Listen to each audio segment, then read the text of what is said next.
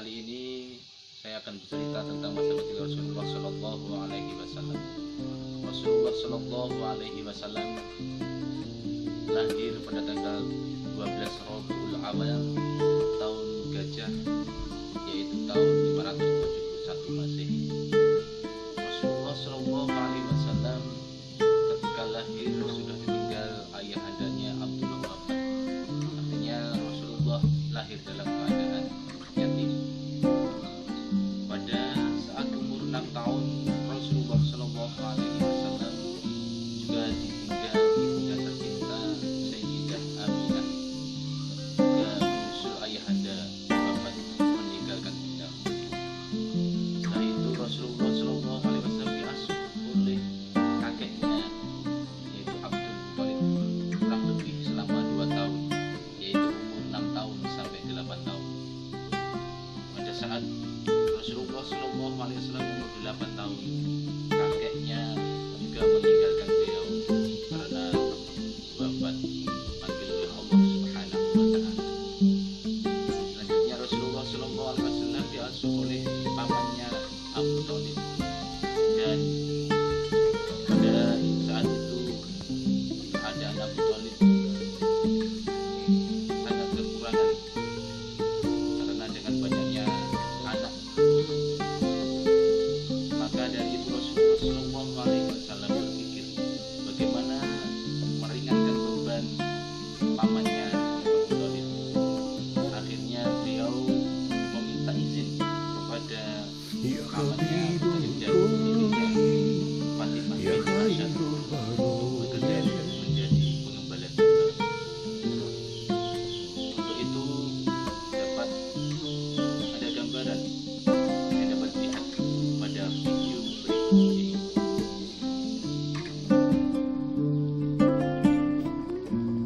Inilah adik-adik gambaran Rasulullah Shallallahu Alaihi Wasallam ketika beliau mengembala domba, dan dapat lihat itu adalah domba, jenis domba yang digembala Rasulullah Shallallahu Alaihi Wasallam. Kalau di Indonesia sering disebut dengan kambing kibas.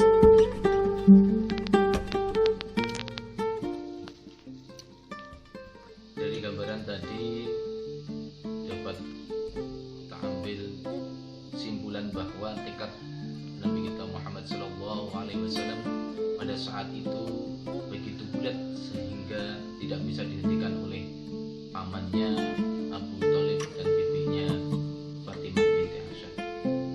Mau tidak mau akhirnya Abu Thalib menuruti keinginan Nabi Muhammad Sallallahu Alaihi Wasallam. Bahkan ia mencarikan bos bagi Nabi.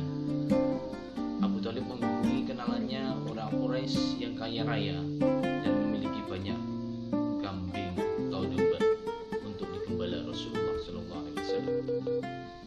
Sang bibi binti Asyad juga sama, ia selalu mengantar Nabi Muhammad Sallallahu Alaihi Wasallam hingga ke mulut pintu ketika keponakannya itu tidak berangkat menggembala. Tidak hanya itu, Fatimah juga selalu menyiapkan bekal makanan untuk Nabi selama Nabi Muhammad mengembala. Fatimah selalu gelisah, khawatir sesuatu yang buruk terjadi kepada keponakan yang sangat sayanginya.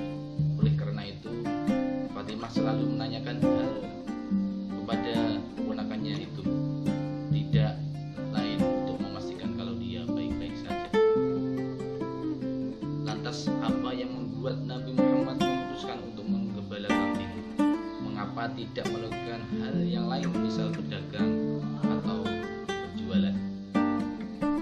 Dan di usia yang masih belia tersebut, bukankah anak-anak biasanya sibuk bermain ke sana kemari? Dari cerita itu, di masa kecil Rasulullah Muhammad SAW akhirnya memutuskan untuk bekerja menggembala kambing. Ada 3 alasan dari Rasulullah Muhammad SAW. Yang pertama, untuk membantu meringankan beban keuangan pamannya, yaitu Abu Thalib. Setelah ibunya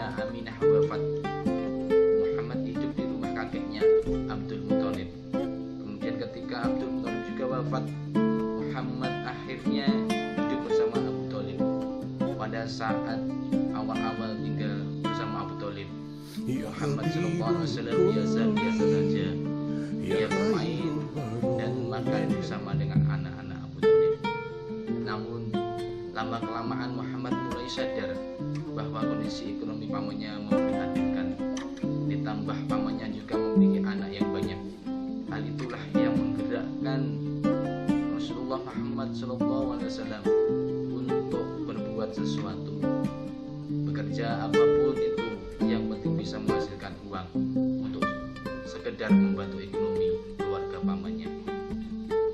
Mungkin itu yang menjadi alasan utama Rasulullah Muhammad SAW menggembala kambing.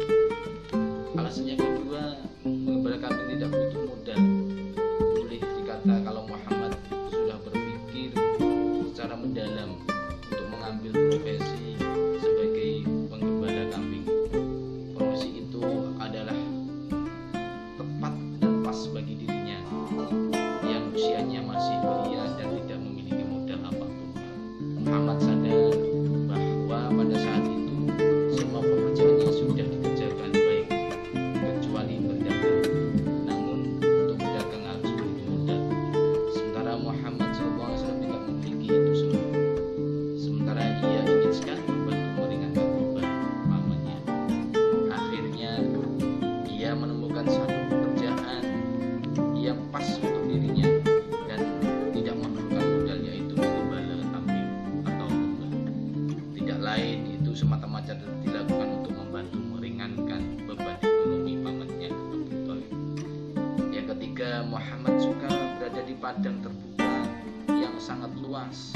Muhammad sangat senang dengan padang terbuka yang luas. Di sana ia bisa merenungkan alam dengan segala keindahan dan kebesarannya. Di padang terbuka Muhammad bebas merenungkan segala sesuatu secara mendalam tanpa ada yang mengganggunya. Oleh karena itu ia memutuskan untuk menggembala kambing di padang terbuka yang luas di wilayah Mekah. Muhammad menjadi penggembala kambing kurang lebih selama 4 tahun. Ketika usia 12 tahun, ia tidak lagi menjadi penggembala kambing karena alasan tertentu dan diajak berdagang pamannya ke negeri sana. Dari cerita di atas dapat ditarik kesimpulan.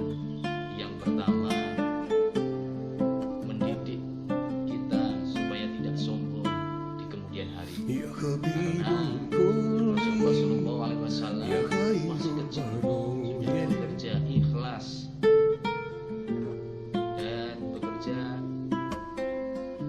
dengan menggembala kambing dari orang-orang yang kaya.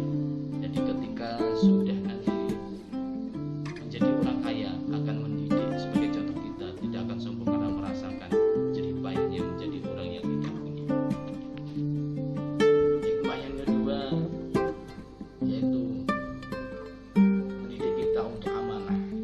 Ketika Rasulullah SAW bekerja menggembala domba, yang digembala bukan domba beliau sendiri, akan tetapi domba dari orang-orang yang kaya. Dan itulah maka dari itu, ketika kita dikasih amanah apapun, pekerjaan kita harus kita selesaikan dengan sebaik-baik mungkin. Yang ketiga yaitu mendidik kita untuk tawadhu. Dan yang keempat, mendidik kita untuk sabar, santun, dan mengayomi. Karena di dalam menggembala kambing, di kambing tersebut ada beberapa sifat kambing, maka akan mendidik kita dalam bersabar